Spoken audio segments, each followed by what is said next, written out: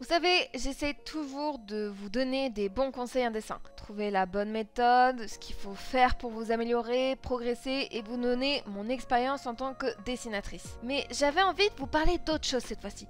Comme une envie de taper sur quelque chose. Et c'est pour ça que j'ai cherché les pires conseils qu'on peut vous donner en dessin. Et j'avais raison, ça m'a énervé.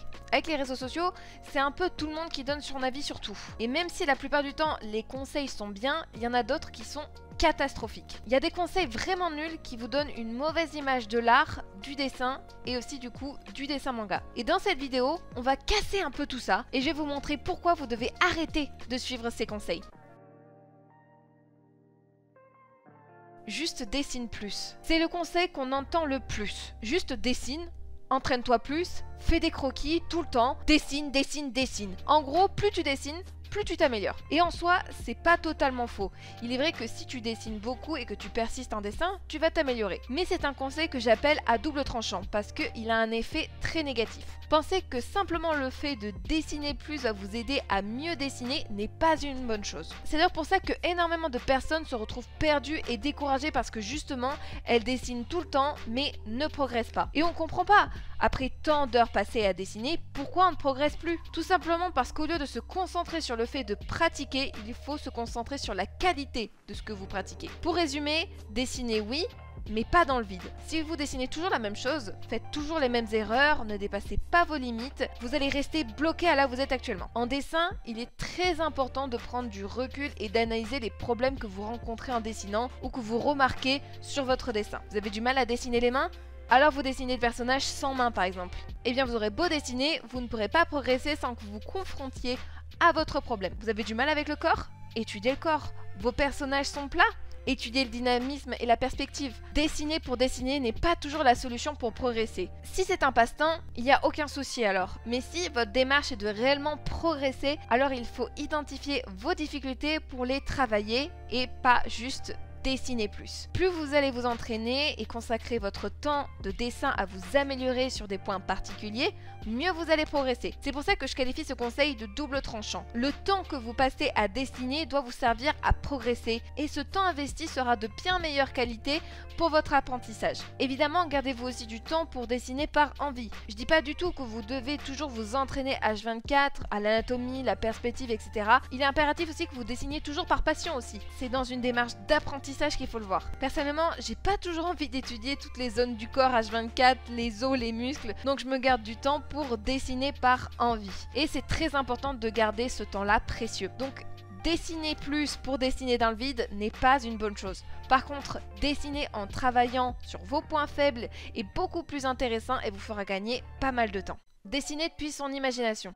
Ce conseil aussi est à double tranchant selon moi. Dessiner depuis votre imagination est une très bonne chose, mais il ne faut pas oublier que ce que vous dessinez depuis votre imagination, vous le tirez de votre bibliothèque mentale. En gros, tous les dessins, les références, les images que vous avez pu voir, ils sont stockés. Et vous allez tirer parmi vos souvenirs pour créer un dessin. En soi, c'est pas une mauvaise chose. Mais le problème de ce conseil est qu'il sous-entend souvent de ne décider qu'à partir de l'imagination. Ce qui est un très mauvais conseil cette fois-ci. Pourquoi je dis que c'est un mauvais conseil? Parce que vous n'apprendrez rien. Vous allez rester bloqué dans le même cercle vu que, comme je vous l'ai dit, l'imagination provient de notre bibliothèque mentale. C'est pour ça qu'il faut absolument utiliser et étudier des références. Les références, c'est pas pour les vrais artistes. Alors on dira à ce genre de personnes que les plus grands peintres utilisaient des références et des modèles vivants et qu'il faut arrêter de dire ça. Le problème d'utiliser toujours l'imagination est de se heurter aux mêmes erreurs en boucle, sans comprendre comment les régler, comment créer de meilleurs visages, de meilleures proportions, de meilleures couleurs. Les références sont là pour vous montrer et vous donner un exemple de comment faire et c'est très important. Au plus vous allez étudier et regarder diverses images, ça peut être juste des dessins, des animés, des sketchs sur Pinterest ou même des speed drawings sur YouTube, bref, tout ce que vous voyez vous servira plus tard.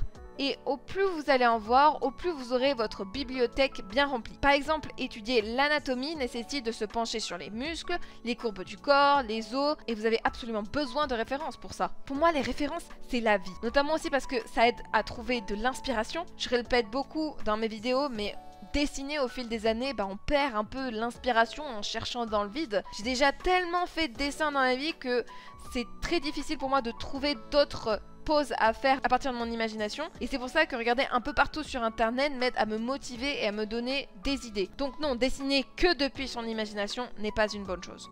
Tu dois trouver ton style rapidement.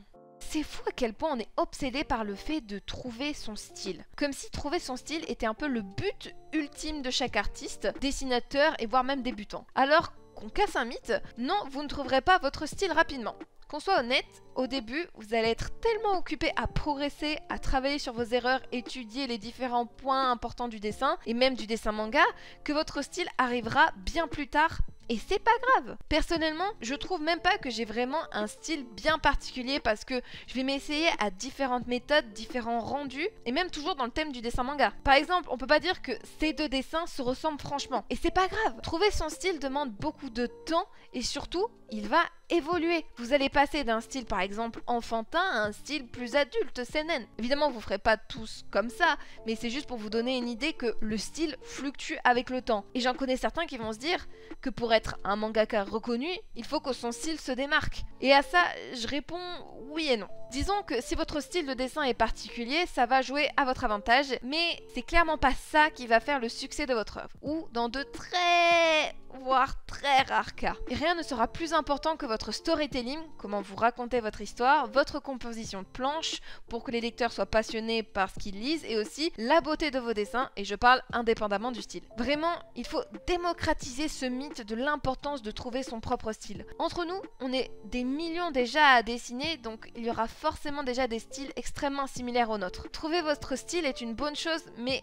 c'est finalement pas si important. Et par exemple, énormément d'artistes dans le domaine du dessin doivent changer de style selon le projet. Donc si vous avez votre style, c'est bien. Sinon, ne vous en faites pas, ça viendra avec le temps. Ne dessine pas que des mangas. Ah, celui-là, il me sort vraiment par les trous de nez. Et je sais que vous n'avez pas entendu cette expression depuis longtemps, mais c'est l'occasion. C'est fou à quel point les gens se permettent de dire aux autres ce qu'ils doivent dessiner ou ne pas dessiner. Même personnellement, j'ai reçu des commentaires en me disant de faire du réalisme et que le dessin manga, c'est pas de l'art ou je ne sais quelle bêtise. Juste une chose, laissez les gens dessiner ce qu'ils veulent. Vous voulez faire du comics? Faites-le. Vous voulez faire des natures mortes? Faites-le. Vous voulez dessiner des toilettes remplies de caca? Ouais, ça, je sais pas. Mais juste laissez les gens dessiner ce qu'ils veulent avec leur passion. Surtout pour le domaine du manga. C'est un domaine souvent très critiqué par les autres domaines de l'art, voire du dessin même. Comme si on était un peu le petit gros de la cour de récré et que personne voulait nous avoir dans leur équipe de sport en prétextant qu'on fait pas du vrai dessin. Mais nous, on s'en fout. On va créer notre propre équipe, les gars. Ce que j'essaie de dire, c'est dessiner des mangas si ça vous plaît. Et n'écoutez pas les conseils qui disent de dessiner autre chose. La seule façon où ce conseil peut être utile est si vous vous lassez du dessin manga ou que vous voulez étudier autre chose, alors faire du réalisme ou un autre style de dessin peut être intéressant pour raviver la flamme, mais en aucun cas vous êtes obligé de dessiner autre chose, surtout si vous dessinez pour le fun. Plusieurs fois j'ai eu des expériences de professeurs dans ma vie qui me demandaient de dessiner autre chose et je l'ai fait juste pour leur faire plaisir, mais je n'en ai tiré aucune satisfaction personnelle. Et même si on pouvait me féliciter de ce que j'avais fait, j'avais passé du temps à dessiner quelque chose que je n'aimais pas. Quel est le but derrière ça? Aucun. Évidemment, si vous êtes en école d'art et que c'est un devoir ou une consigne, c'est autre chose. Cependant, dans le contexte d'un apprentissage tranquille à la maison chez vous, je vois pas l'intérêt de vous forcer à faire quelque chose que vous n'aimez pas. Demande conseil autour de toi. Je parle avec beaucoup d'élèves grâce à cours de manga et j'ai pu constater une chose, il y a rarement de bons retours. Et même de ma propre expérience, j'en ai rarement tiré de bonnes conclusions. Alors qu'on soit clair, c'est plutôt le fait de montrer nos dessins aux mauvaises personnes.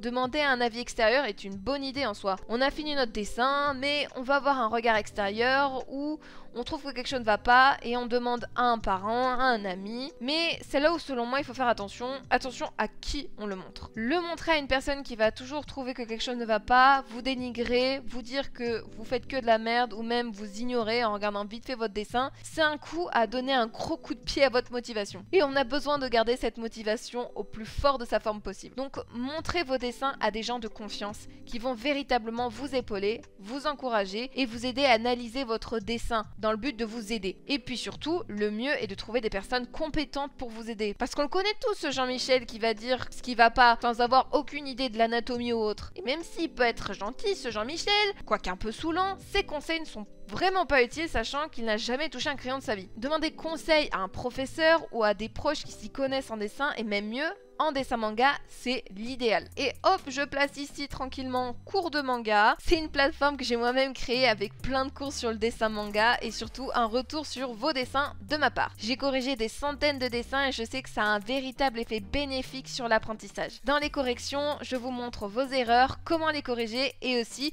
vos points positifs parce que je trouve que c'est très important de noter ce qu'il y a de bien dans votre dessin. Et j'ai aussi rajouté une grosse mise à jour sur cours de manga avec les fiches. Vous pouvez les télécharger et même les imprimer. Elles contiennent des conseils, des tips, des résumés des cours et aussi des exercices à faire pour vous entraîner. Et si ça vous intéresse, je vous offre un code promo de 5 € sur la formation complète. Et le code promo, c'est écrit en bas, c'est YouTube CDM. Voilà. Très compliqué à retenir, j'ai même mis très longtemps à le trouver. Voilà, j'espère que cette vidéo vous a plu. J'avais envie de démonter un peu les clichés et les conseils qu'on trouve en ligne parce que on trouve de tout maintenant et tout le monde dit plein de trucs à droite à gauche. Et je trouve que quand on dessine des fois et qu'on cherche des conseils, on sait vraiment pas qui écouter et quoi faire. Donc j'espère que ça a pu au moins vous remettre les idées en place. Likez et abonnez-vous, c'est la façon la plus simple de me soutenir. Sinon, vous pouvez aller sur cours de manga. Je rappelle aussi qu'il y a des cours gratuits et des articles aussi, pas forcément que des formations payantes. D'ailleurs, mon dernier article est une interview avec la mangaka Panda-san. L'interview est disponible dans la partie blog si ça vous intéresse. Et je vous laisse avec une question. Quelle est la pire chose qu'on vous ait dit en dessin? Dites-le moi en commentaire et nous on se retrouve dans un autre cours.